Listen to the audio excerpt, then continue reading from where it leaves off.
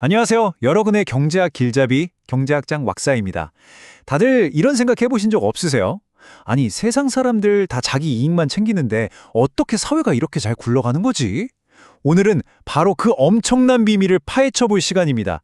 미시경제학의 심장이라고 할 수 있죠. 일반 경쟁 균형과 효율성에 대해서 이중구 최승주 교수님의 명절을 바탕으로 핵심만 쏙쏙 뽑아서 알아보겠습니다.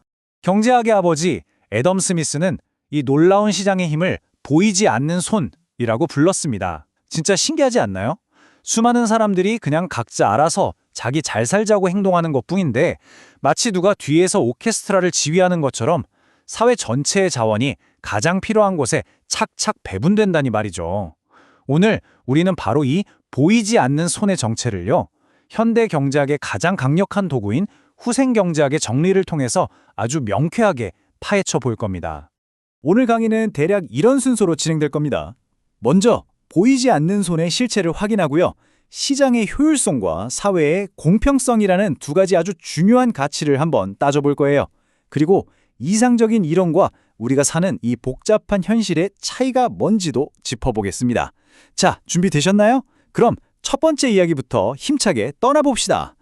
자, 첫 번째 관문입니다. 시장이 스스로 얼마나 완벽하게 작동하는지를 수학적으로 증명해낸 정말 놀라운 정리죠. 바로 후생경제학 제1정리입니다. 애덤 스미스가 말했던 그 보이지 않는 손이 현대 경제학에서 어떻게 재탄생했는지 지금부터 함께 확인해 보시죠. 이 정리를 제대로 이해하려면 먼저 파레토 효율성이라는 용어랑 친해져야 합니다. 이름은 좀 어려워 보이지만 개념은 생각보다 간단해요. 한마디로 더 이상 좋아질 수 없는 완벽한 상태라고 생각하시면 됩니다. 예를 들어서 케이크 한 조각을 두 사람이 나눠 먹는데 한 사람의 조각을 뺏지 않고서는 다른 사람에게 케이크를 더 줄 수가 없는 상태. 바로 그게 파레토 효율적인 상태인 거죠. 만약 조금이라도 낭비되는 부분이 있거나 누구 하나 손해보지 않고도 다른 사람을 더 행복하게 만들어줄 수 있다면 그건 아직 최적의 상태가 아니라는 뜻입니다. 이것이 바로 후생경제학 제1정리의 핵심 선언입니다. 좀 딱딱하게 들리죠? 풀어서 말하면 몇 가지 완벽한 조건만 갖춰진다면 시장은 마치 스스로 생각하는 것처럼 알아서 가장 효율적인 자원 배분, 즉 파레토 효율적인 상태를 찾아낸다는 거예요. 정부가 굳이 이거 해라 저거 해라 간섭할 필요 없이 각자의 이기적인 마음이 모여서 사회 전체의 효율성을 만들어낸다니 정말 경이로운 아이디어 아닌가요?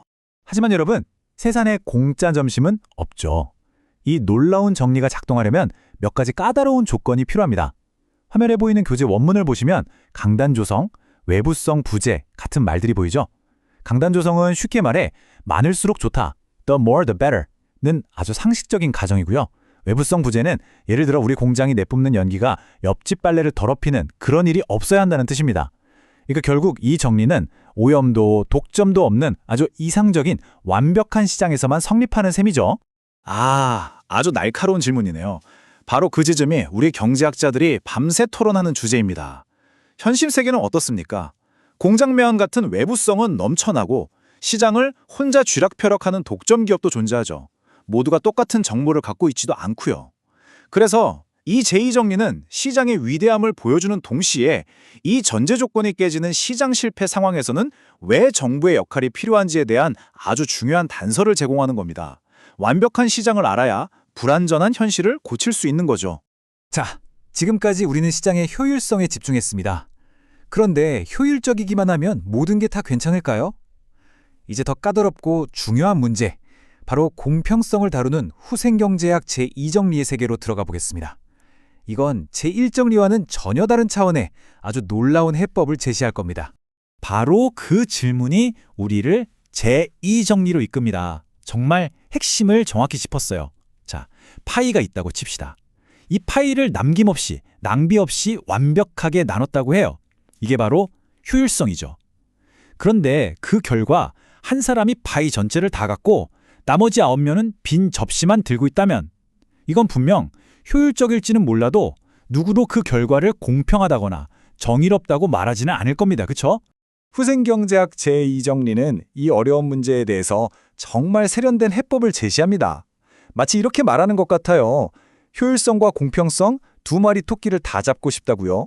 좋습니다. 그렇다면 시장의 가격을 함부로 건드리지 마세요.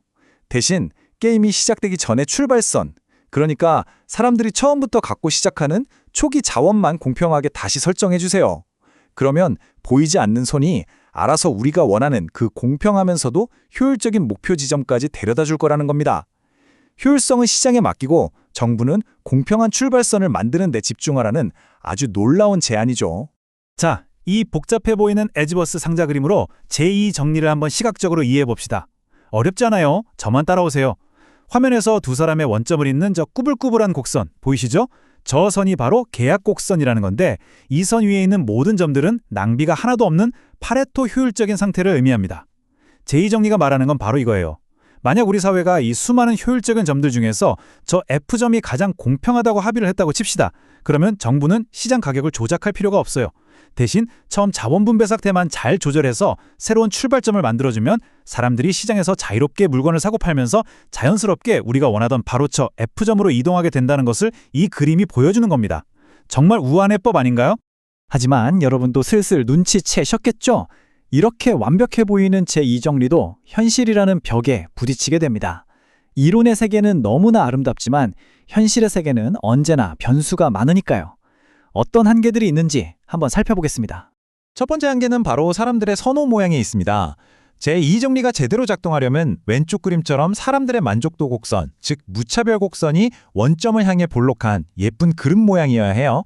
그런데 만약 오른쪽 그림처럼 사람들의 선호가 울퉁불퉁한 비볼록 형태라면 문제가 생깁니다. 지점은 분명 효율적인 상태는 맞는데 시장에서 형성되는 단 하나의 가격선, 즉 두 곡선에 동시에 착 달라붙는 직선이 존재하지 않게 돼요. 이건 뭐냐면 시장에 보이지 않는 손이 지점이라는 목표를 찾아갈 나침반을 잃어버리는 셈이 되는 거죠. 그리고 어쩌면 이게 더 치명적인 문제일 수도 있습니다. 초기 자원 재분배, 말은 참 쉽지만 이걸 어떻게 할까요? 바로 세금을 통해서 해야겠죠. 이론적으로 가장 좋은 세금은 개인의 소득이나 행동과 상관없이 모두에게 똑같은 금액을 걷는 일괄세입니다.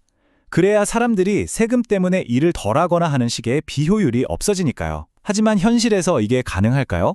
부자든 가난한 사람이든 똑같은 세금을 내라는 건 불공평할 뿐만 아니라 애초에 정부가 누구에게 얼마나 걷고 나눠줘야 공평한 출발선이 되는지 그 정보를 알 방법도 없습니다. 결국 우리는 소득세처럼 노력에 따라 세금을 매기게 되고 이건 필연적으로 사람들의 일할 의욕을 꺾는 유인 왜곡 문제를 낳게 되는 거죠.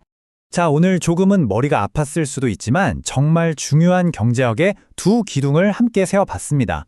이제 오늘 배운 내용을 한 번에 정리하고 정답 없는 질문을 여러분께 던지면서 이 시간을 마무리해볼까 합니다. 오늘 배운 내용을 단 한 장으로 요약하면 이렇습니다. 제1정리는 시장이라는 잘 만들어진 기계가 얼마나 효율적으로 돌아가는지를 보여줍니다. 반면에 제2정리는 그 기계에 공평성이라는 심장을 어떻게 달아줄 수 있는지, 즉 초기 자원 재분배를 통해서 효율성과 공평성을 모두 잡을 수 있다는 놀라운 가능성을 제시했죠. 물론 우리는 현실의 벽이 만만치 않다는 것도 확인했습니다. 하지만 이 두 정리는 시장과 정부의 역할을 고민하는 우리에게 가장 강력한 나침반이 되어준다는 점에서 그 의미가 정말 큽니다. 그렇다면 마지막으로 질문 하나 던지겠습니다. 시장의 효율성과 사회의 공평성, 이 두 가지 가치가 정면으로 충돌할 때 우리는 과연 어떤 선택을 해야 할까요? 이 질문의 정답은 없습니다. 경제학은 우리에게 정답을 알려주는 마법 지팡이가 아니에요. 다만 효율성을 선택했을 때 우리가 치러야 할 공평성의 대가, 그리고 공평성을 선택했을 때 감수해야 할 효율성의 손실, 그 냉정한 상충관계를 명확하게 보여줄 뿐입니다. 오늘 배운 내용을 바탕으로 이 영원한 숙제에 대한 여러분만의 답을 찾아보시길 바랍니다. 지금까지 경제학장 박사였습니다. 감사합니다.